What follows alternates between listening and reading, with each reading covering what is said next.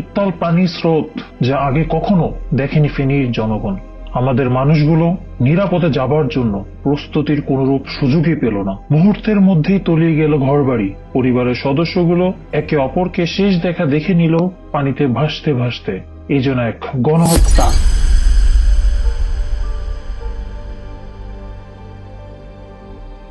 তবে তা অস্ত্র দিয়ে নয়, পানির আকস্মিক স্রোতে। এটা শুধুমাত্র কোনো সাধারণ বন্যা ছিল না, এটা ছিল ধ্বংসের বন্যা, যা আমাদের বাবা মা স্ত্রী সন্তান ব্যবসা এমনকি মাথা আশ্রয় নেওয়ার সবটুকু মুছে নিয়ে চলে গেল।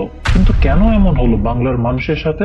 সামাজিক মাধ্যম জুড়ে একটাই প্রশ্ন, ভারত কেন বাঁধ খুলে দিল হঠাৎ? কেন তারা তাদের বাঁধ খুলে দিয়ে বাংলাদেশকে ডুবিয়ে দিল আমাদের অর্থনীতি? কেন আমাদের হারাতে হচ্ছে আমাদের পরিবার? কেন আমাদের ভবিষ্যৎ প্রজন্মকে হত্যা করা হলো? এটাই কি সত্য?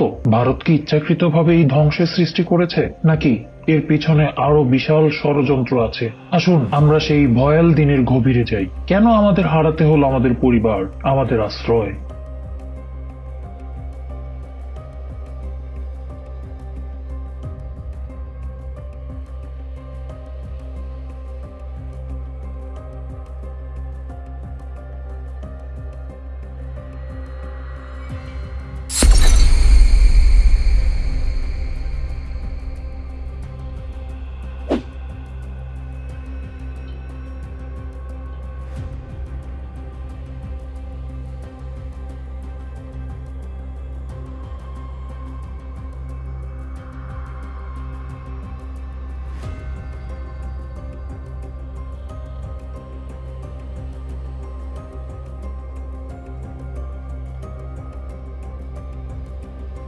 ডুম্বুর বাঁধ, যা ত্রিপুরার গোমতী নদীতে অবস্থিত। এটি 1970-এর দশকে তৈরি হয়েছিল। তখনও বাংলাদেশ স্বাধীন হয়নি। ত্রিপুরায় জলবিদ্যুৎ উৎপাদন এবং সেচ ব্যবস্থা করার উদ্দেশ্যেই তৈরি করা হয়েছিল এই বাঁধ। এটি সমুদ্রপৃষ্ঠ থেকে 30 মিটার উঁচুতে অবস্থিত এবং এই বাঁধ থেকে 40 মেগাওয়াট বিদ্যুৎ উৎপন্ন হয়, যার একটি অংশ বাংলাদেশেও সরবরাহ করা হয় as per India today. Dumbur বাঁধ এমনভাবে বানানো হয়েছে যে এটি সেখানে দুইটি বাঁধের মাধ্যমে নিয়ন্ত্রিত। একই সাথে এখানে একটি পাশে রয়েছে তাদের তীর্থস্থান, যেখানে তারা তাদের তীর্থের কাজগুলো সম্পূর্ণ করে। আচ্ছা, এই বাঁধ কি শুধুই একটি বাঁধ, শুধুই একটি শক্তি উৎপাদনের উৎস, নাকি এটি এখন ভারত এবং বাংলাদেশের মধ্যে চলমান রাজনৈতিক উত্তেজনার কেন্দ্রবিন্দু? গোমতী নদী, যা ত্রিপুরার পাহাড় থেকে উৎপন্ন হয়েছে, দক্ষিণ পূর্ব দিক দিয়ে প্রবাহিত হয়ে বাংলাদেশের কুমিল্লা জেলা দিয়ে প্রবেশ করেছে। শেষমেশ এটি এসে মেঘনা নদীর সাথে মিলিত হয়েছে। ভারতের পাহাড়ি এলাকা থেকে বাংলাদেশের উর্বর ভূমিতে এই নদী শুধু পানিই নয়, দুই দেশের সম্পর্কের একটি চাপও বহন করে নিয়ে আসে। ডুম্বুর বাঁধ বাংলাদেশের সীমান্ত থেকে প্রায় 120 কিলোমিটার বা 75 মাইল দূরে অবস্থিত, যা দূরত্বের হিসাবে ঢাকা থেকে কুমিল্লা সদর বা ঢাকা থেকে ব্রাহ্মণবাড়িয়ার সমান দূরত্বে অবস্থিত। যখন এই নদীটি কুমিল্লা ও ফেনী জেলার মধ্য দিয়ে প্রবাহিত হয়, বাংলাদেশের ভিতরে আরো 50 থেকে 60 কিলোমিটার দূরত্ব অতিক্রম করার পরেই তারপর এইটি মেঘনা নদীতে মিলিত হয়। ত্রিপুরার ডুম্বুর বাঁধ থেকে গোমতী নদী প্রবাহিত হয়ে বাংলাদেশের ভিতরে ঢুকে। পথটা এমন যে ডুম্বুর নদী থেকে এটি আসে গোমতী নদীতে, গোমতী নদী থেকে এটি চলে আসে বাংলাদেশের কুমিল্লা জেলাতে, কুমিল্লা জেলা থেকে এটি চলে যায় ফেনীতে, ফেনী থেকে যায় মেঘনা নদী এবং মেঘনা নদী থেকে এবার সর্বশেষে বঙ্গোপসাগরে। এই নদীর গতিপথ প্রকৃত অর্থে শান্ত মনে হলেও আসলে এর ভিতরে লুকিয়ে আছে ভয়াল বিপদের এক সংকেত। ভারত যদি তাদের এই নিয়ন্ত্রিত বাঁধ ছেড়ে দেয়, কয়েক ঘন্টার ভিতরেই বাংলাদেশের নিম্নাঞ্চল ধ্বংসাত্মক বন্যায় রূপ নিতে পারে, এবং যা আমরা এই 2024 সালে এসে তার ফলাফল দেখেছি। 21শে আগস্ট 2024, ত্রিপুরা, ভারত। গোমতী নদী যা সাধারণত শান্ত থাকে, কিন্তু এই 2024 সালের 21শে আগস্টে তা ভয়ানক মাত্রায় ফুলে উঠেছে। কারণ 25 বছরের মধ্যে এত ভারী পরিমাণ বৃষ্টিপাত আর কখন এখানে হয়নি, যার ফলে নদী, বাঁধ এবং সম্প্রদায়কে ভাসিয়ে নিয়ে যাচ্ছিল বাংলার সীমান্তের দিকে। আমরা বাঁধের কথা বললেও সত্যটা আরো বেশি বিধ্বংসী, কারণ মাত্র কয়েকদিনের মধ্যে 200 মিলিমিটারেরও বেশি বৃষ্টিপাত হয়েছে, যা বঙ্গোপসাগরের উপর তৈরি হওয়া নিম্নচাপের ফলাফল, যার প্রভাব ভারত এবং বাংলাদেশ উভয় দেশকেই আঘাত করেছে। সাধারণত আমরা জানি অভিকর্ষজ শক্তির প্রভাবে পানি উঁচু জায়গা থেকে নিচু জমির দিকে প্রবাহিত হয়। গোমতী নদীর গতিপথ যদি পর্যালোচনা করা হয়, ত্রিপুরা ভারতের যেখান থেকে এই নদীর উৎপত্তি স্থল তা সমুদ্র থেকে প্রায় 50 থেকে 60 মিটার উচ্চতায় অবস্থিত। এই প্রবাহ ধারা যখন বয়ে এসে আমরপুর ত্রিপুরাতে পৌঁছায় তখন ওই জায়গার উচ্চতা সমুদ্রপৃষ্ঠ থেকে 40 থেকে 50 মিটার, যা ত্রিপুরা থেকে 10 মিটারের কম। এই নদী যখন আরো প্রবাহিত হয়ে বাংলাদেশে প্রবেশ করে কুমিল্লাতে এসে পৌঁছায়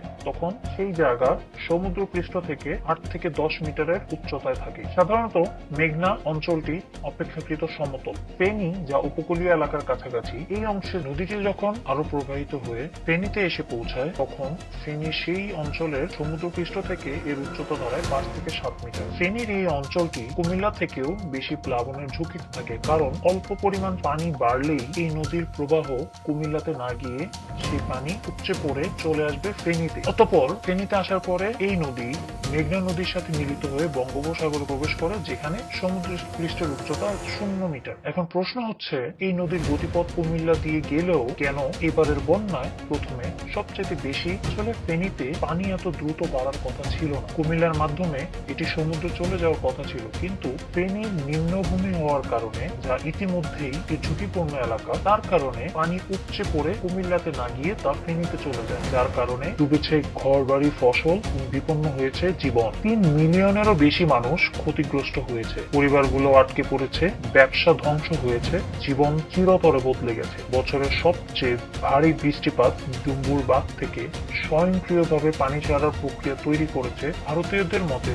যদিও সবচেয়ে ভারী বৃষ্টিপাতের কারণে ডুম্বুর বাঁধ স্বয়ংক্রিয়ভাবে পানি ছেড়ে দিয়েছে, কিন্তু বাস্তবতা বলে এটি শুধু বাঁধের কারণে নয়, একই সাথে তাদের মন মানসিকতার কারণেও বাংলাদেশের এই চরম বিপর্যয়ের সৃষ্টি হয়েছে। এটা ভাবা ভুল হবে যে অতিবৃষ্টির কারণেই শুধু আমাদের এত মানুষ মারা গেছে। আসল কারণ আরো গভীরে। আমাদের স্পষ্ট শত্রু ভারত, যারা ডুম্বুর বাঁধ খুলে দেওয়ার আগে একবারও ভাবিনি যে আমাদের জানানো উচিত বাংলাদেশকে, কিন্তু তারা দাবি করছে যে তারা বাঁধ ছেড়ে দেওয়ার 6 থেকে 7 ঘন্টা আগে বাংলাদেশকে জানিয়েছিল, কিন্তু এরপর বৈদ্যুতিক ত্রুটির কারণে তারা আর বাংলাদেশকে জানাতে পারেনি। এই খবরটি প্রকাশিত হয় জাগো নিউজ 24। কিন্তু এটা কি কোনো বিবেকবান দেশের উত্তর হতে পারে? বিশেষত এই উচ্চ প্রযুক্তির যুগে, বর্তমান যুগে তথ্য প্রযুক্তি এত উন্নত, তবুও তারা এমন একটা সময় বিদ্যুৎ ত্রুটির অজুহাত দেখাচ্ছে যখন শত শত মানুষ পানির জোরে ভেসে যাচ্ছিল। ভারত আসলে এইসব মিথ্যা যুক্তি দিয়ে নিজেকে দোষ থেকে মুক্ত রাখতে চায়, কিন্তু তাদের এই দায় নিতে হবে, কারণ এই একটি কাজের কারণে হঠাৎ করে আমাদের মানুষজন তাদের বাড়ি ছেড়ে নিরাপদ স্থানে যেতে পারেনি। ফলে ফেনী ও কুমিল্লার মতো এলাকায় এত ভয়াবহ বিপর্যয় ঘটেছে। এই কারণেই তাদের আন্তর্জাতিক আদালতে তোলা উচিত, কারণ তাদের কর্মের কারণে আমাদেরকে মাসুল দিতে হয়েছে, আমাদের জীবন, ঘরবাড়ি এবং কি আমাদের ভবিষ্যৎ। আন্তর্জাতিক মানদণ্ডে এ ধরনের অবহেলা এবং দায়বদ্ধতার অভাব কখনোই মেনে নেওয়া উচিত নয়। আজ আমরা ইন্ডিয়াকে দোষারোপ করার সাথে আমাদের দেশের মানে আমাদের বাংলাদেশের আবহাওয়া পূর্বাভাস ব্যবস্থার দায়িত্বে যে চোরগুলো বসে আছে তাদের বিরুদ্ধেও তদন্ত করার জোরদার দাবি জানাচ্ছি। আমি আমাদের দেশের আবহাওয়াবিদদের ওয়েবসাইটে গিয়ে যা পেয়েছি তা আমাকে হতাশই করেনি, বরং আমার শরীর শিউরে উঠেছে। বাংলাদেশের ফ্লাড ফোরকাস্টিং অ্যান্ড ওয়ার্নিং সেন্টারের ওয়েবসাইটে আমি ঢোকার পরে রীতিমতো আশ্চর্য হয়ে গিয়েছি। আমি যখন এই ভিডিও বানাচ্ছি তখন 25 তারিখ চলে, কিন্তু দেখুন স্ক্রিনে আমাদের মহা বিবেকবান আবহাওয়াবিদগণ 22 তারিখের পর বাংলাদেশের বৃষ্টির কোনো আপডেটই দিতে পারেনি। কি মনে হয় আমাদের দেশের এই আবহাওয়াবিদ মানুষগুলো কি বিচারের আওতায় পড়ার বিবেচনায় পড়ে না? একই সাথে আমাদের নিজস্ব ব্যবস্থাপনাকে প্রশ্ন করে যে অপর্যাপ্ত, অপ্রশিক্ষিত কর্মী দিয়ে আমাদের কি হবে, যারা আবহাওয়ার তথ্য সঠিকভাবে বিশ্লেষণই করতে পারে না। পর্যাপ্ত আবহাওয়া পর্যবেক্ষণ কেন্দ্র আমাদের নেই, যার কারণে সঠিক বাস্তবসম্মত তথ্য সংগ্রহের প্রক্রিয়াকেও আরো বেশি জটিল করে তুলেছে, যার কারণে তীব্র বৃষ্টি ও বন্যা সতর্কতাগুলো দেরিতে পৌঁছাচ্ছে, এমনকি অনেক জায়গাতে সতর্কতাও পৌঁছাচ্ছে না, যার উদাহরণস্বরূপ এই বন্যায় ফেনী, কুমিল্লা, চট্টগ্রামের কথা বলাই যেতে পারে। আমাদের পূর্বাভাস ব্যবস্থা যদি আরো উন্নত হতো তাহলে হয়তো এমন ধরনের মহা বিপর্যয় এই মানুষগুলোকে দেখতে হতো না, হারাতে হতো না এত প্রাণ। আমার মতে এই বছরের বন্যা এত তীব্র হওয়ার প্রধান কারণ হচ্ছে নিম্নচাপ, যদিও সেটা আক্ষরিক অর্থে, কিন্তু বাস্তবতা বলে ভারত হঠাৎ করে বাঁধ কাউকে না বলে ছেড়ে দেয়া এবং বাংলাদেশের আবহাওয়াবিদদের অদক্ষতার পরিচয়ের কারণে। আশা করি আন্তর্জাতিক আদালতে যদি মামলা করা হয়, ভারতের পাশাপাশি বাংলাদেশের এই আবহাওয়াবিদদেরও মামলা সেখানে উঠাতে হবে। এটি একটি শিক্ষা মাত্র। ভবিষ্যতে আমাদের জন্য এই শিক্ষা অনেক প্রয়োজনীয়। আমাদেরকে ভবিষ্যতে প্রস্তুত থাকতে হবে। যদি আমরা প্রয়োজনীয় ব্যবস্থা না নিই, তাহলে এমন বন্যা আরো ঘটবে, ক্ষতি হবে আরো ভয়ানক মাত্রায়। বাংলাদেশের ভবিষ্যৎ সুরক্ষা করতে হলে আমাদের আবহাওয়া পূর্বাভাস ব্যবস্থা এবং অবকাঠামোকে অত্যাধুনিক করতে হবে। এর জন্য উন্নত স্যাটেলাইট প্রযুক্তি, যদিও আমাদের একটি স্যাটেলাইট রয়েছে এবং সেটা কোনো বাস্তবিক ফলাফল এখনো পর্যন্ত আমার চোখে পড়েনি। ভারত যদি পরবর্তীতে কখনো বাঁধ ছেড়ে দেয়, তাহলে আমাদেরকে একটি নির্দিষ্ট সময়ের আগে জানাতে হবে। হঠাৎ করে ছেড়ে দিলে তাহলে তাদেরকে হার ছাড় দেওয়া হবে না। একই সাথে সময় এসেছে তাদের বিরুদ্ধে আমাদের ভূমিতে বাঁধের বদলে কিভাবে পরিস্থিতিতে সামাল দেওয়া যায় তা নিয়ে ভেবে দেখা। আমাদের একাধিক আবহাওয়া স্থানীয় পর্যবেক্ষণ কেন্দ্র স্থাপন করতে হবে, যাতে সঠিক সময়ে সঠিক তথ্য পাওয়া যায়। পাশাপাশি স্থানীয় কর্তৃপক্ষের সাথে উন্নত যোগাযোগ ব্যবস্থা নিশ্চিত করতে হবে, যার কারণে মানুষ দ্রুত সতর্কবার্তা পাবে এবং নিরাপদ স্থানে চলে যেতে পারবে। এই ধরনের উদ্যোগগুলো বাংলাদেশ 2.0 ধারণাকে বাস্তবায়িত করতে অনেক বেশি গুরুত্বপূর্ণ অবদান রাখবে। বাংলাদেশ 2.0 শুধু একটি পরিকল্পনা নয়, এটি আমাদের জনগণের সুরক্ষা এবং দেশের অগ্রগতির প্রতিশ্রুতি। যদি আপনাদের কারো কাছে কোনো প্রকার দুর্নীতির প্রমাণ থাকে এবং তার চিত্র বা ভিডিও আপনাদের কাছে থেকে থাকে, তাহলে আমি অনুগ্রহ করে আপনাদেরকে বলবো আমার নিচের দেওয়া মেইল অ্যাড্রেসে আপনারা পাঠান। আমি আপনাদের পরিচয় গোপন রেখে তা বাংলাদেশের মানুষের কাছে সামনে প্রকাশ করব। ধন্যবাদ। ভালো থাকবেন। আসসালামু আলাইকুম।